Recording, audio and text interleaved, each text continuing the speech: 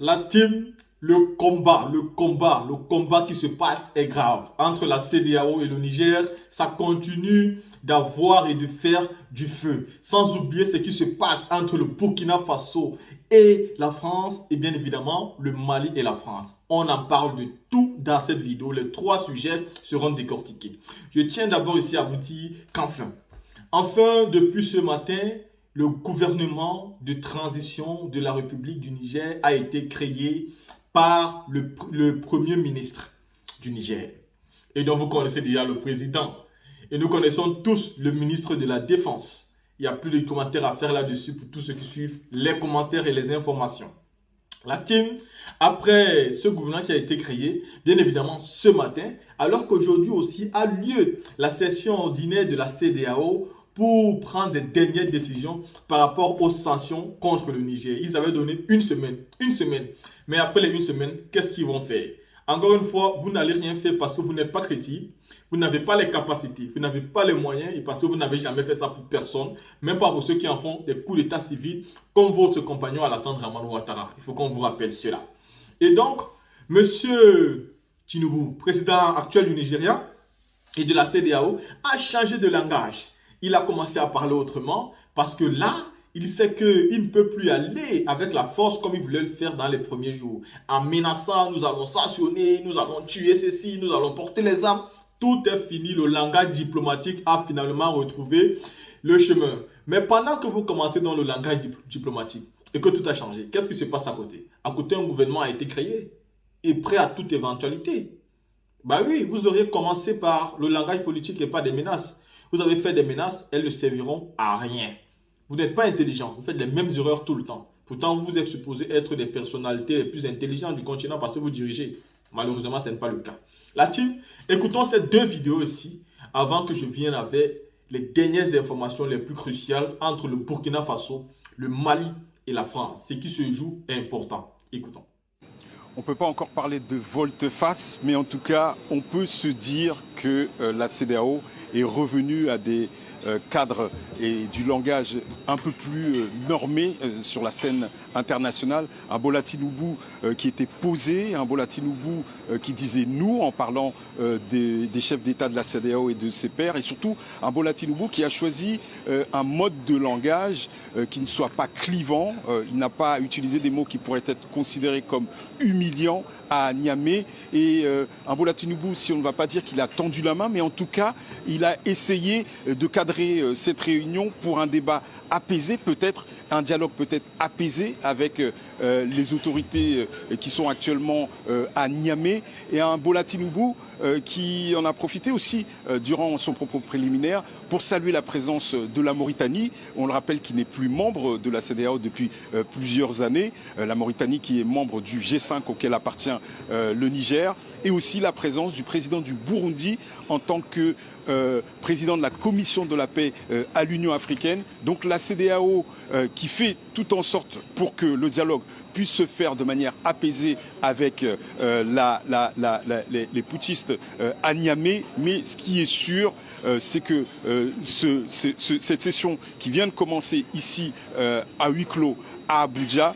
devrait avoir un résultat qui devrait être totalement différent par rapport au premier sommet extraordinaire qui s'est déroulé il y a 10 jours, toujours ici à Abuja. Et quelques heures avant le coup d'envoi de ce sommet, la junte a de son côté formé un gouvernement à Niamey. Faut-il le prendre comme un signe de défiance envers la CEDEAO ? En tout cas, Bola Tinubu n'a pas réagi, n'a fait aucun commentaire sur les annonces qui ont été faites ce matin à Niamey. Ça veut dire que peut-être qu'il a retenu aussi la leçon du premier sommet où sur la scène internationale, il ne s'agit pas juste de surréagir, de commenter, de parler avec passion, même si on est passionné, même si on défend une cause.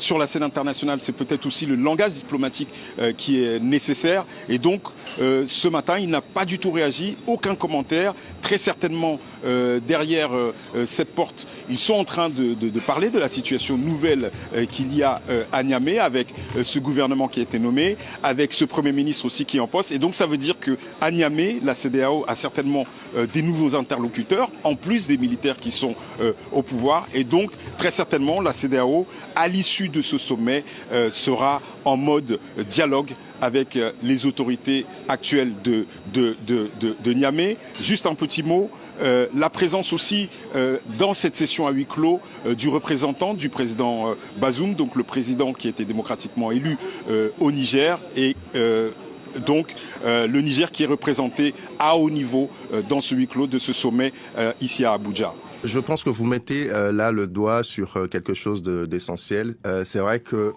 on voit depuis ces derniers jours qu'un consensus s'est dégagé autour du fait qu'il fallait donner la priorité justement à la voie diplomatique, mais se posent effectivement ces questions. Si on négocie, quelle forme va prendre ces négociations? On a vu une junte qui s'est montrée fermée à toutes les démarches qui ont été menées par les États-Unis, par la CEDEAO, l'Union africaine et les Nations unies. Donc, il y a eu une petite lueur qui est apparue hier soir quand on a vu l'émir de Kano, l'ancien gouverneur de la Banque centrale nigériane, reçu par le général Tiani à Niamey. C'était une première. Est-ce que ça va être le nouveau canal de négociation, de discussion? Il n'est pas très officiel, il n'est pas très formel. Donc, il y a cette question qui va se poser. La junte s'est dite disposée à négocier dans le courrier qui avait été envoyé à la représentante de la CEDEAO sur place. Mais on voit bien qu'elle veut être le maître de l'horloge, en quelque sorte. Donc, il y a cette question qui se pose. Et par ailleurs, et vous le dites à juste titre, qu'est-ce qu'on négocie? Le coup d'État s'est déroulé depuis 15 jours. Dans un premier temps, on était tous pour un retour à l'ordre constitutionnel, un retour de Mohamed Bazoum dans son fauteuil présidentiel. 15 jours se sont écoulés depuis. La junte a progressivement installé son pouvoir, nommé des nouveaux gouverneurs à la tête des régions administratives du pays, fait des changements à la tête de l'armée avec un nouveau chef d'état-major. Le Premier ministre, qui est un civil qui était à la Banque africaine de développement, est rentré à Niamey hier et a formé un gouvernement ce matin. Donc, qu'est-ce qu'on négocie avec cette junte-là qui est en train de prendre progressivement ses marques? On peut évidemment dire que tout cela est illégal, mais on constate aussi que le pouvoir est en train de s'installer, et plus il s'installera, plus les négociations vont être difficiles, plus il va être difficile de revenir au point initial.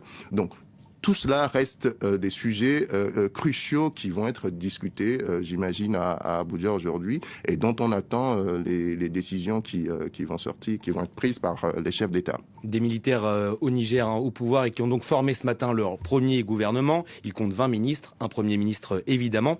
On va également parler avec vous, Stéphane, d'un volet dont on parle moins, c'est celui des sanctions. Y en aura-t-il? C'est l'une des grandes questions. Pour la CEDEAO, on en parlait hors antenne, c'est un choix complexe car le contexte économique est déjà très compliqué. Les sanctions sont très impopulaires en Afrique. Oui. Enfin, si vous voulez, on reste aujourd'hui très axé, très focalisé sur intervention militaire ou pas. On en parle, mais pas assez, je trouve, les sanctions qui ont été mises en place, qui sont des sanctions très sévères, qui ont été très rapidement déployées par la CEDEAO. C'est une question aussi à laquelle il faudra répondre. On parle de quelles sanctions exactement? Des sanctions financières, les transactions financières, le gel des avoirs des autorités, mais aussi du pays auprès de la Banque centrale, la fermeture des frontières, même si en réalité, on ne peut pas parler vraiment de fermeture dans cette zone de la CEDEAO où les frontières sont très poreuses. La population se déplace assez librement dans cette région. Donc, sanctions sévères dans un contexte économique mondial qui était déjà tendu. Il y a déjà une tendance à l'inflation qui faisait déjà que les populations avaient du mal à joindre les deux bouts. Et là, on se retrouve avec des sanctions financières en plus. On voit bien que cette mesure n'est pas populaire. Que va décider la CEDEAO? Est-ce qu'elle va les maintenir, ces sanctions? Est-ce qu'elle va les prolonger? C'est là aussi un enjeu important parce qu'il y va aussi de la popularité de la CEDEAO. Que disent les populations? Les témoignages qu'on a recueillis ces derniers jours sur France 24, les populations, que ce soit au Niger ou ailleurs dans la sous-région, ne sont pas favorables à ces sanctions parce que nous disent-ils, ce sont les populations qui sont les premières victimes. Hier, on a vu passer un courrier d'un certain nombre de personnalités nigériennes, des anciens premiers ministres, même un ancien chef d'État qui signe ce courrier qu'ils adressent au président Bola Tinubu, dans lequel il demande à la CEDEAO de revoir ces sanctions parce que ce sont les populations qui en souffrent. Et il est évident que plus ces sanctions seront en place et vont durer dans le temps, plus les populations vont souffrir et les populations qui souffrent ne comprennent pas et ne peuvent pas adhérer à la démarche de la CEDEAO. Donc c'est un enjeu là aussi qu'il faut suivre. Merci. Et Régis Le Sommier avec le printemps arabe. On peut citer le printemps arabe ou les guerres du Golfe auxquelles on subit exactement la même chose que les Américains en Irak, en Afghanistan, sur cette zone. C'est-à-dire que ce sont les forces locales qui essayent de nous expulser, accompagnés par les élites et une partie de la population. La question qui est posée au Niger, à la différence du Mali et Burkina Faso, c'est à quel point la population nigérienne veut nous sortir. Il y a une incertitude à ce point-là. Autant au Mali et au Burkina Faso, on est certain qu'ils veulent nous sortir, autant au Niger, c'est loin d'être certain. Et c'est pour ça qu'une intervention militaire est légitime. Or, comme l'a rappelé Régis, sans le Tchad, sans le Nigeria, c'est impossible d'intervenir militairement, hormis si nous, on envoie nos propres troupes. Mais si on envoie nos propres troupes, c'est la quête. Il faut rappeler que le président Bazoum a été élu démocratiquement. Oui, aujourd'hui, c'est pas ce que font les putschistes, c'est mobiliser quelques milliers de personnes dans la capitale. C'est absolument pas représentatif de la population au Niger. Et aujourd'hui, on n'a aucun moyen de savoir, au niveau d'un sondage quelconque, si la population du Niger soutient ou non les putschistes. Exactement. La question qui est posée, c'est également, est-ce que le président du Nigeria, parce que c'est un État fédéral, a assez la main sur son pays, notamment parce que, en fait, le Nigeria, c'est compliqué. C'est-à-dire que dans le Nord, c'est un État fédéral qui est compliqué. Donc, le président qui est élu n'a pas la main sur tout. Donc, est-ce qu'il a assez d'autorité? Il a été élu en mai, je crois. Est-ce qu'il a assez d'autorité pour convaincre son peuple de partir en guerre contre un pays allié, notamment du fait qu'ils ont déjà des problèmes dans le Nord, notamment avec le terrorisme islamique. L'autre question qui est posée, moi, je pense qu'il faut intervenir d'une manière ou d'une autre, quoi qu'il arrive. La question qui est posée, la France, vous voulez dire? D'une manière ou d'une autre, il faudra intervenir tout simplement pour 3 raisons précises. 1, si on n'intervient pas, au final, on perd notre influence dans la zone et c'est la Russie et la Chine qui vont la maintenir. Or, si on veut réindustrialiser notre pays, on veut être souverain sur le plan énergétique et sur le plan économique, on a besoin des matières premières d'Afrique subsaharienne. C'est le premier élément. Le deuxième point, c'est le contrôle des menaces migratoires. Avec le réchauffement climatique, avec le dérèglement climatique, vous allez avoir à peu près des centaines de millions de personnes qui vont migrer d'Afrique subsaharienne en passant par le Maghreb à destination d'Europe. Or, si vous avez des États instables, vous avez exactement la même chose qu'aux États-Unis, qu'au Moyen-Orient, avec la chute des gouvernements irakiens et afghans, c'est-à-dire un État qui est incapable de pouvoir contrôler ses frontières et son territoire, comme en Libye actuellement, voire peut-être un peu en Tunisie aussi. Donc le contrôle du flux migratoire est important et il faut que ces États tiennent debout. L'autre point, c'est la question de la menace terroriste. C'est-à-dire que si par cas, vous avez des États instables, plus des problèmes économiques et de migration, vous avez une menace, que ce soit des personnes islamiques. Cette menace terroriste, elle est installée déjà là-bas, non, mais on l'avait sacrément réduit, c'est-à-dire qu'elle était assez minime. Mais il y a AQMI, il y a Al-Qaïda qui sont présents notamment au sein de la zone précise qu'on nous cite, entre le Nigeria et entre le Niger. Donc cette zone est ultra importante. Si l'État nigérien du Niger saute, il y a un risque de résurgence de menace islamique. Et dans ce cas, de toute façon, on interviendra. Voilà. La team, quand on finissait ça, parlons donc du Burkina. Le Burkina, c'est grave. Air France a besoin maintenant de l'autorisation du gouvernement burkinabé pour pouvoir décoller ou alors atterrir sur le sol burkinabé. Ceci est fait.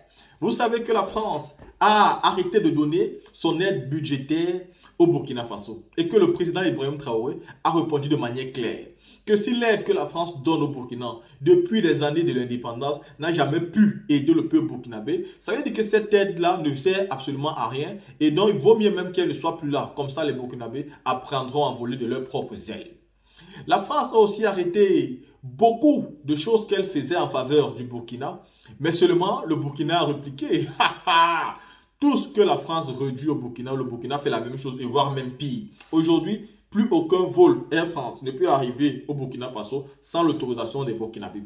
Plus aucun vol ne peut décoller en partant, Air France ne peut décoller au Burkina en partant en France. Ça, c'est terminé. Et aussi, j'ai envie de dire que le président Ibrahim Traoré est en train de réétudier tous les accords de la France qui faisaient à ce que les citoyens français résidant au Burkinabé, travaillant et entreprenant au Burkinabé pouvaient seulement reverser les impôts à la France. Tout ceci va être étudié maintenant au Burkina Faso. Si tu es français et que tu travailles là-bas, tu payeras tes impôts majoritairement au Burkina Faso, plus à la France. Vous voyez donc la marge. Tous ces entrepreneurs, toutes ces grandes entreprises qui travaillaient au Burkina, leurs impôts étaient reversés en France. C'est là où il y avait le plus gros problème. La team Le Burkina aujourd'hui est en train de revoir tous les contrats. À côté de ça, la France a décidé d'arrêter son octroi de visa aux Maliens. Et bien, qu'est-ce que le gouvernement malien a fait? Ils ont aussi arrêté d'octroyer les visas aux Français. C'est coup pour coup. Tu me fais, je te fais et on avance. Tu me respectes, je te respecte. Tu ne me respectes pas, je ne te respecte pas.